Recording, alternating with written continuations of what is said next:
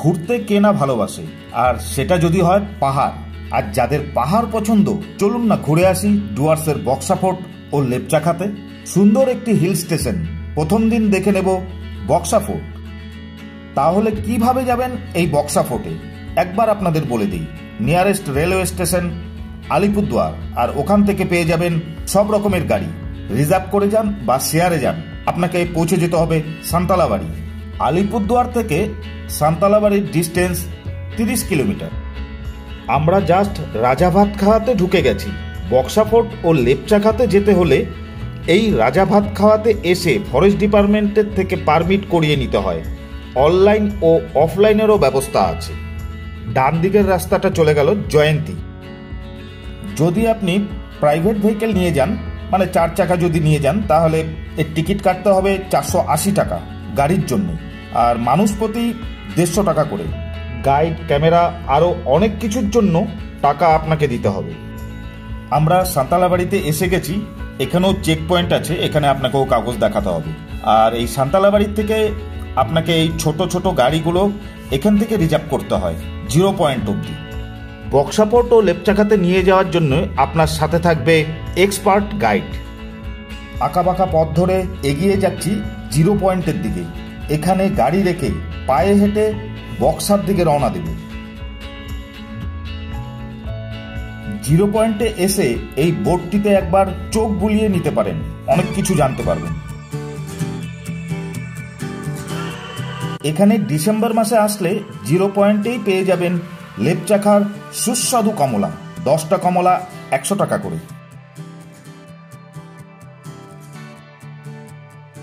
শুরু হলো পথ চলা। বন্ধুর ইচ্ছে ছিল অনেক দিন ধরে বক্সা ফোর্ট লেপচাখা যাবে, আজ সেটা পূর্ণ হতে চলেছে। সাথে আছে বন্ধুর ফ্যামিলি।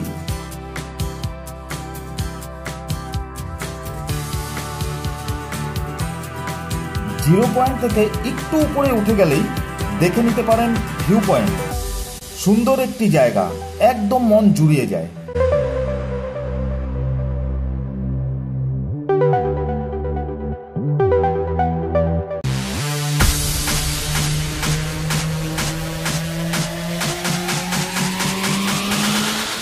এখান থেকেই দেখতে পাচ্ছি বক্সা ফোর্ট।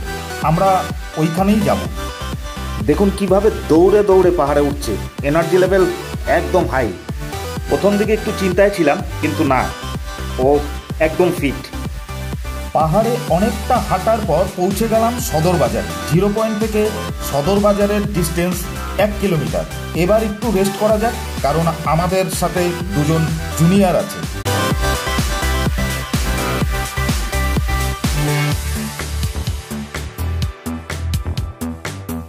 এনাদের পিঠে যেই বাস্কেটটা আছে, এটার একটা নাম আছে, নামটা হলো ডোকো। এতে করে ওরা নিচ থেকে উপরে রেশন নিয়ে আসে। দেখতে ভালো লাগলেও এটাকে বয়ে নিয়ে যাওয়া কষ্ট আছে। রাস্তায় চলতে চলতে প্রচুর হোমস্টে আছে, আমি নাম্বারগুলো দিয়ে দিলাম, তা আপনারা দেখে বুক করতে পারেন।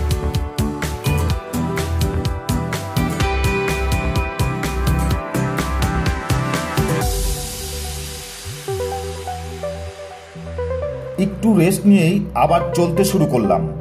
বন্ধু কিন্তু সোজা পথে না গিয়ে শর্টকাট মারছে। পাহাড়ে এটাই সবচেয়ে বড় কঠিন কাজ। এবারে বর্ষাতে এখানে ধস নেমেছে, দেখাই যাচ্ছে। বর্ষার সময় পাহাড়ের জীবনযাত্রা খুবই কঠিন হয়ে পড়ে। আমি সাজেস্ট করব বর্ষাতে পাহাড়ে না আসাটাই বেটার।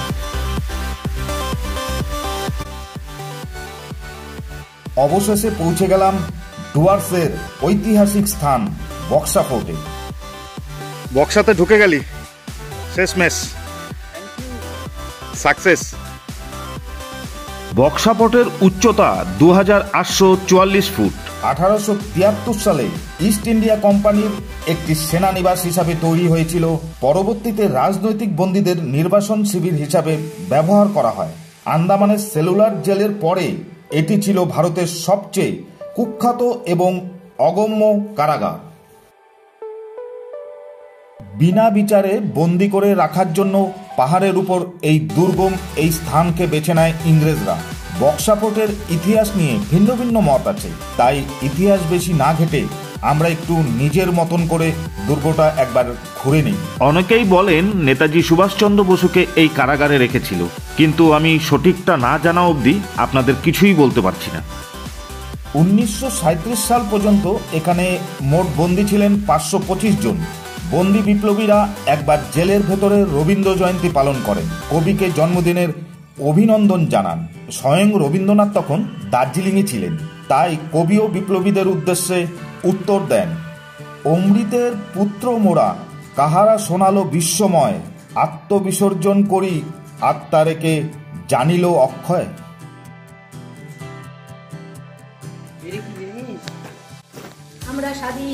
এগুলো সব পুরানো, হ্যাঁ সব সেল ছিল।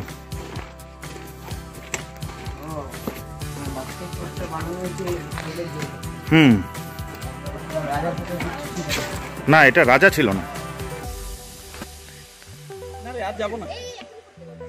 ফাইনালি আমরা ঘুরে নিলাম বক্সা, আর সাথে হচ্ছে আমার 19 বার, আজকে নিয়ে 20 বার, তাও বন্ধুর সাথে। বন্ধুর মিসেস এসেছে, দুজন বাচ্চা এসেছে, ওদের নিয়ে খুব মজা হচ্ছে। কিন্তু এরা আমাদের থেকেও বেশি, মানে কি বলবো, এনার্জেটিক। বাচ্চার বাবা মাঝখানে শুয়ে পড়েছিল, সেটা দেখাচ্ছি না আপনাদের। তুই বারবি খাবি না তো? আমি তো শেষ করে দিলাম।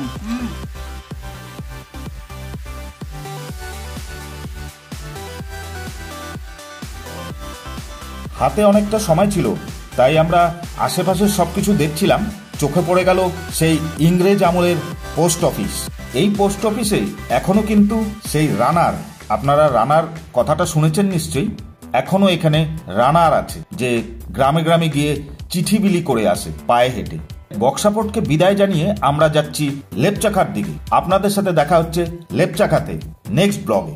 ভিডিওটি কেমন লাগলো কমেন্টস করে জানাবেন। ভালো থাকবেন, সুস্থ থাকবেন।